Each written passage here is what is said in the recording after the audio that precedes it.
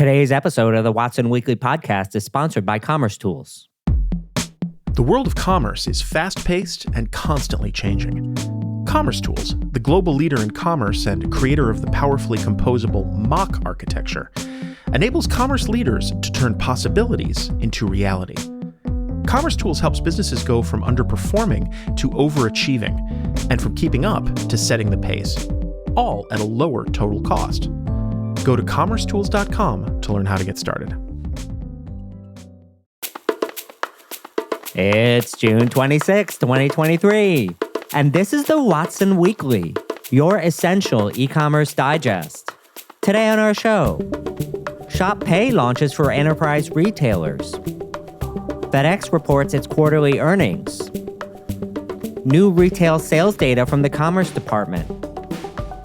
Amazon seller fulfilled Prime coming back.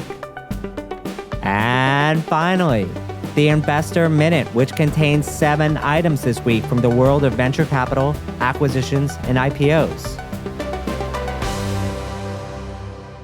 But first, in our shopping cart full of news, Shop Pay launches for enterprise retailers. While you've been able to use different payment processors for Shopify for some time, certain elements have been locked down, including their Shop Pay accelerated checkout experience, long seen as one of the crown jewels of Shopify. In the US, to my knowledge, Shop Pay was exclusively using Stripe for its credit card payment processor. As Shopify signaled its intention earlier this year to go upmarket with its commerce components, the worry was simple: how to penetrate it if you can't support the payment processors used in market. Today, Shopify has released a few new updates. 1. Enterprises now can use its Shop Pay accelerated checkout solution as a component, even if the rest of the business is not on Shopify. This is made possible by all the re-architecture and refactoring Shopify has done in the last couple of years. I guess I thought this was already common, but this makes it more official for me. 2. Adyen is partnering with Shopify to pursue more enterprise customers.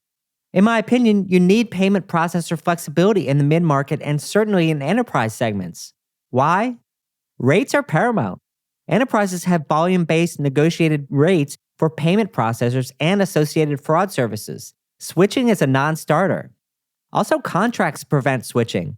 Payment processors like to sign up long-term clients. Unless Shopify adds more flexibility to Shop Pay, it would blunt its adoption. Finally, retail POS systems have been in place for years, and most people are not going to switch their retail payment processor based on their e-commerce platform choice. It's an omnichannel world, and Shopify needs to be more flexible here. There's still no word on how flexible Shopify will be with regards to ownership of the payment token vault and its use in omnichannel payment scenarios, particularly in situations where you're not using Shopify's POS solution, which, as you know, are all enterprise customers. What advantages will Shopify have in this space? Shop Pay is seen by players not on Shopify as a big advantage for the company, particularly when you consider the alternative of building your own checkout from the ground up in a headless fashion. Where will the market land? Well, custom checkout solutions will always be possible with raw payment gateway APIs combined with tax, fraud, address validation, identity, buy now, pay later, and other solutions. You get the idea how hard this is, and for most companies, this is probably the hardest thing a technology organization will ever do, not only initially, but also ongoing. Accelerated checkout solutions from platforms, of which Shop Pay is one, will allow merchants to perform more of a configuration-like experience. Third-party checkout solutions and accelerators like Bolt, Bold, Checkout.com, and others will still exist, particularly in e-commerce solutions that don't lock down the checkout flow like Shopify has traditionally done. Here are my remaining questions about the program. First, how will Shop Pay combine with the International Merchant of Record solutions? Is everything fair game now? The release says that Shopify is releasing its support for Adyen later this year. If you want others, can merchants configure Shop Pay to add others' payment processors themselves? Will Shopify look to accelerate its payment processor integration by acquiring more talent in this area? Or will it leave this to consulting partners? What pace is it trying to hit here? There is somewhat of a broader question of what this means for Stripe as it heads toward its IPO. In the short term, probably doesn't mean much. The press release explains that this kind of Shop Pay payments flexibility is only allowed for enterprise merchants. This means Stripe's partnership in the lower tier of Shopify and Shopify Plus seem intact for the moment.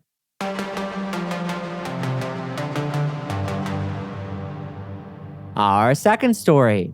FedEx reports its quarterly earnings. Last week, FedEx released its quarterly earnings report, and while the company had a rough year by any account, the future is looking slightly better than before, especially on a relative basis. Here are a few of the highlights from the report. Compared to fiscal year 2022, all fiscal year 2023 FedEx metrics were down. Revenue, operating income, and operating margin all declined year over year. In particular, revenue was down 10% year over year to $90 billion. In the last quarter, FedEx continued to see demand weakness across the business, particularly in the express business.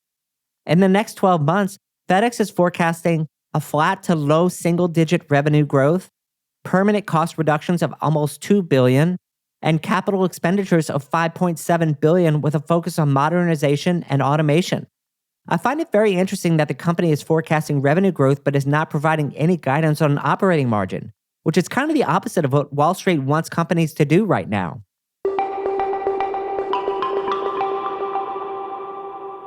Our third story. New retail sales data from the Commerce Department. The U.S. Department of Commerce and Census Bureau recently released its May data, and I thought I would cover a few of the interesting points here as covered by Daphne Howland at Retail Dive. First, retail sales data trended up by 4.2% year over year, and e-commerce rose 8.7% according to the report. Of course, it's not lost on me that inflation is running at 4% across the economy, despite dampening in some categories. Second, while broadly there was expansion, not all categories participated. In particular, home goods and electronics fell approximately 4% year over year, and sporting goods sales rose only 2.5%. Third, clothing sales were flat year over year, dragged down by sluggish performance from department stores of 3%. It's pretty clear at this point the segment that is raising clothing sales is off-price, which is the format that many consumers are migrating to given inflationary pressures combined with a relatively cautious economic household outlook. The one sector which has not yet gotten the memo is Wall Street, which is like the Alfred E. Newman of the economy. What, me worry?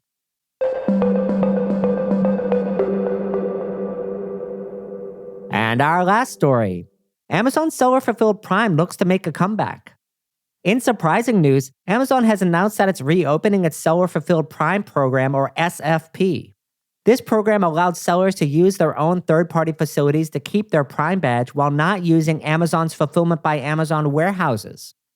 Many sellers were able to do this successfully and sometimes more affordably than Amazon itself, and perhaps because their warehouse and infrastructure is already a sunk cost to the brand. The central issue with SFP is compliance, and there have been previous reports that most sellers in the program were not compliant with Amazon standards. I suspect that if Amazon is considering reopening Seller Fulfilled Prime, it will need to ensure compliance is more strict than it was previously. The monitoring and enforcement infrastructure needs to be swift and robust if this will work. Communication and data reporting are essential parts of this. It takes work to act as a node on Amazon's fulfillment network. A few more thoughts. When Amazon stopped Seller Fulfilled Prime a few years back, they didn't turn it off entirely. They just stopped issuing new approvals. This made Seller Fulfilled Prime licenses somewhat of a commodity in the seller community, in the same way that Amazon Vendor Central accounts sometimes are. All of this reads like another way Amazon is creating relief valves in its fulfillment network so that Prime can keep expanding. Is it a coincidence that there's been significant Amazon leadership turnover and now Seller Fulfilled Prime is returning? That timing must be more than coincidental, right? While I understand why it's the seller that is certified for SFP if they ship independently, if they're using a third-party logistics provider, it makes less sense. I kind of always thought there would be 3PLs or third-party logistics solutions who would want to dropship on behalf of Amazon customers who should be able to use SFP-certified facilities. This would allow the certification to pass to the fulfillment provider itself, in other words, the ones that are doing the hard work, as compared to the brand, which is also the people who are just paying the bill. Think of it kind of like the Delivery Service Partner or DSP program, but instead of the drivers, it's for independent fulfillment centers. Certifying the providers and ensuring their compliance would also be easier than certifying each seller and could create a larger cottage industry focused on Prime standards.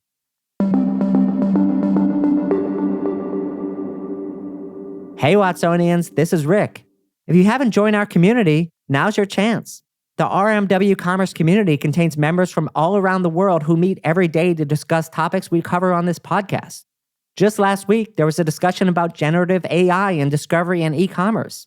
You can contribute to the conversation at community.rmwcommerce.com today. Now a word from our sponsor, Commerce Tools. When a multi-billion-dollar beauty brand's e-commerce platform neared the end of its life, the entire business was at risk, including the ability to serve customers. By switching to Commerce Tools and embracing a more flexible mock architecture, the retailer's vision for connecting in-store and personalized shopping experiences became a reality. The brand can now roll out features within days, securing its position as a modern brand that uses technology to its advantage. If you're being held hostage by your technology platform and your developers have thrown up their hands, tell them to start a free trial at commercetools.com today.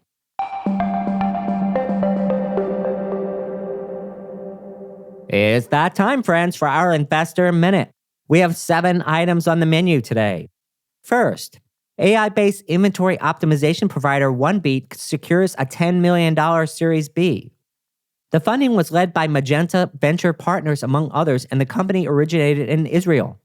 The origin story of the company is interesting as the solution spun out of Goldratt Consulting. For those who haven't heard of Eli Goldratt, he's the author of management philosophy called The Theory of Constraints, which aims to optimize a system by identifying its most important limiting factor. In this case, using AI to optimize inventory availability, assortment, and freshness across locations is a perfect use case for AI, given the cost and customer experience impact of having the wrong product in the wrong place at the wrong time based on demand patterns. All of Goldratt's books, like The Goal and The Theory of Constraints, are great if you haven't read them, by the way. Second, supply chain transparency solution SourceMap raises a $20 million Series B.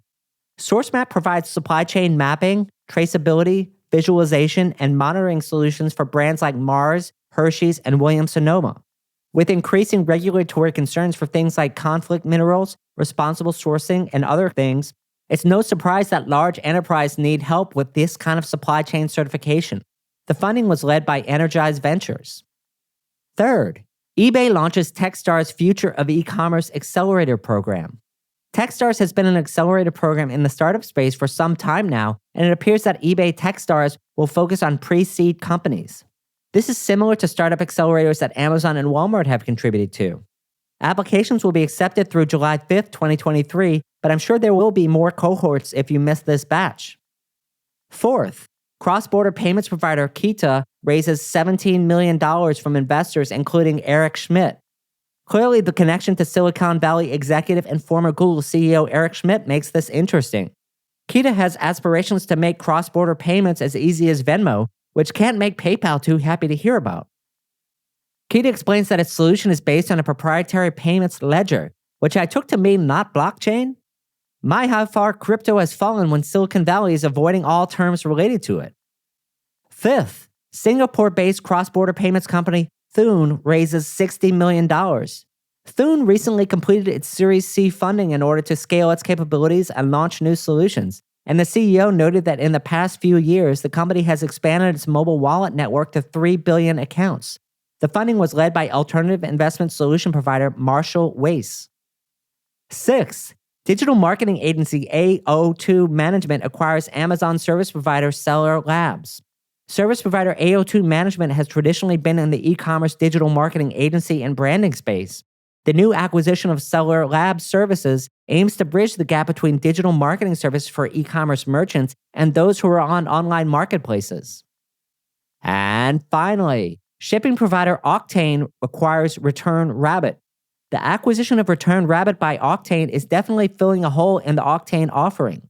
If the name Octane is not familiar to you, it's the holding company for some of the most popular shipping solutions in the world, like ShipStation, ShipWorks, Stamp.com, and Shipping Easy.